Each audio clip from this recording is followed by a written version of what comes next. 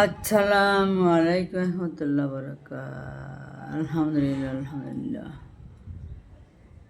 Natural বাতাসটা অনেক সুন্দর, প্রাণটা জুড়িয়ে যায়।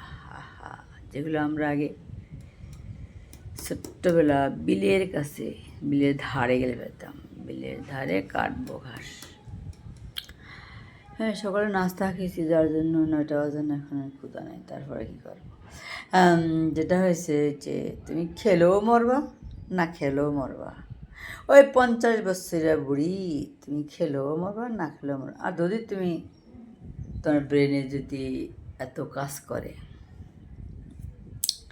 কিন্তু মোটা, মোটা তো হতেই হবে, ব্যায়াম করতে হবে। ওইটাই সবচেয়ে বড় কষ্ট, যার জন্য ক্যালোরি কম খাওয়া হয়, শর্করা খাবার।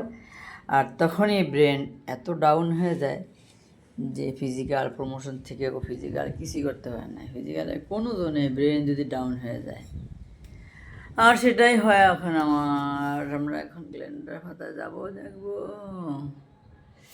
টুডে সানডে 19 জুলাই 2026 ইয়ার, 4 শ্রাবণ, 1433 বঙ্গাব্দ, 3 সফর 1448 হিজড়ি।